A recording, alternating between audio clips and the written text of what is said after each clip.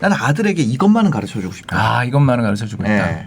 통계 공부 좀 하자. 왜냐하면 안 속아야 되니까. 네. 그러니까 무슨 말이냐면 너무 단정적인 주장을 하시는 분들이 좀 있어요. 이것만 하면 돈을 번다. 네, 네. 뭐 이것만 이 전략만 따르면 그냥 부자가 될 수 있는데 왜 안 하는지 모르겠다. 네, 네.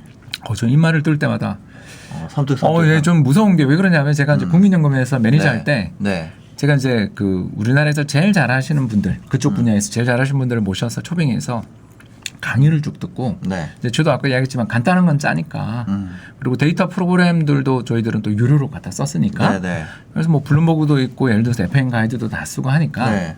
CIC도 쓰고 그래서 다양한 데이터베이스도 있고 제가 조금 다를 줄 아니까 실제로 해보면 그럴싸해요. 네. 야 이거 좋네. 그러고 이제 제가 네. 실전에 올리잖아요. 네. 안 돼요. 내가 투자만 하면 안 돼. 과거랑 현실을 안 맞는다는 거죠. 야, 왜 그럴까? 둘 중에 하나겠죠, 뭐. 그죠? 뻔한 게 첫 번째가 이 사람이 이것만 돌린 게 아니라는 거죠. 쉽게 얘기해서 네. 이 데이터만 추구한 게 아닌 거잖아요.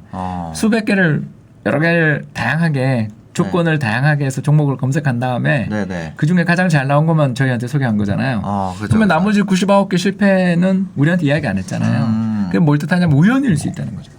그 사람의 그 성과는 수백 개의 다양한 모델, 다양한 종목 검색식을 돌렸는 거에서 네. 제일 잘 나온 게 우연찮게 제일 잘 나온 걸 저희한테 들고 와서 장사를 한 거지. 네네. 그게 재현 가능하지 않다라는 게 첫 번째 문제였고 두 번째는 작년 세계적인 헤지펀드 매니저들이 죄다 다 손실을 났잖아요. 네. 그런 사례에서 보는 것처럼 세상이 바뀌는 거죠. 그걸 또 적응해서 즉 종목에 예를 들어서 뭐 재작년까지만 하더라도 국민연금이 샀다더라 또 네. 외국인이 샀다더라 그러면 와 했잖아요. 네. 그러나 작년부터는 동학개미가 또는 밈 주식이라고 저희들이 부르는 또는 커뮤니티에서 어떤 종목들이 화제가 되고 있느냐가 더 중요하잖아요. 네. 그러니까 이걸 검증할 능력. 그래서 최소한의 통계적인 그런 거는 좀 했으면 좋겠다. 그렇게 생각하고요. 뭐 이제 요즘 들어서서 특히 우리 주식시장이 좋다 보니까 뭐 종목을 선정해주고 골라주고 하는 프로그램들도 되게 많은데 그게 저는 확률적으로 생각을 했으면 좋겠어요. 이것만 하면 된다가 아니라. 네네. 근데 두 번째는 당연하게 젊어서부터 저는 제가 좀 잘못했던 게 바로 그거라서 그런데 부동산이나 주식이라든가 어떤 자산에 대해서 편견을 갖지 말고 좀 바라보고 공부를 해라. 그 이야기를 좀 많이 하는 게 일단 그 젊은 세대들 특히 제 큰아들은 대학생이잖아요. 네. 젊은 남자 대학생들은 거의 기본이 깔고 이야기를 하는 게 그 부동산에 대해서 막 이게 말이 되냐 이런 이야기를 너무 많이 그리고 뭐 저게 무슨 의미가 있냐 막 이런 이야기를 단정적으로 하더라고요. 네. 근데 저희 때 제가 그랬거든요. 제가 그때 무슨 이야기를 했냐면 저는 외환위기 세대잖아요. 네. 그래서 집을 샀다 망한 사람들을 너무 많이 본 거예요. 그러다 보니까 주택이라든가 집을 사는 게 저게 무슨 의미가 있어? 저런 건 네. 위험한 투자야. 저거 하면 안 돼. 이런 생각을 좀 많이 가지고 있었던 게 제 재테크에 정말 초년을 완전히 어렵게 만들었거든요. 그런 것처럼 부동산이면 부동산, 주식이면 주식, 다양한 자산에 대해서 좀 접하고 특히 주식 투자를 좀 해보라고 권하고 있는 게 네. 물론 우량주 위주로 해서 이렇게 권하면서 조금 주식을 해보라고 그렇게 권하고 특히 배당을 받을 수 있는 종목을 배당주. 꼭 한번 골라봐라. 왜 그러냐면 요새는 분기 배당주거든요. 네.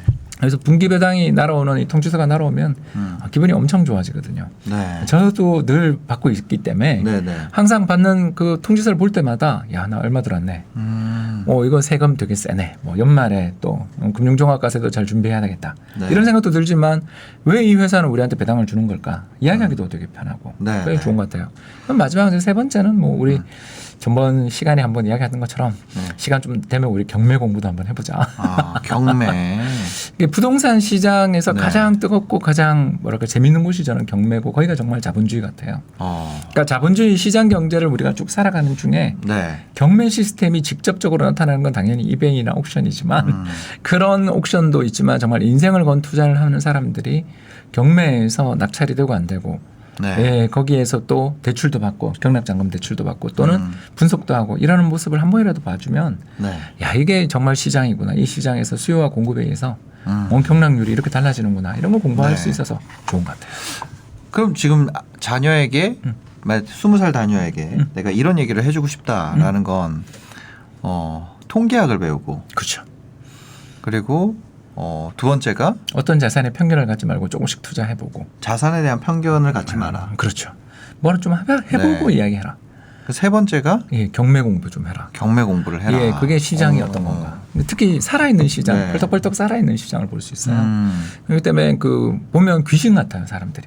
네. 제가 이제 한 번도 저는 경락 낙찰을 받아본 적이 없거든요. 네네.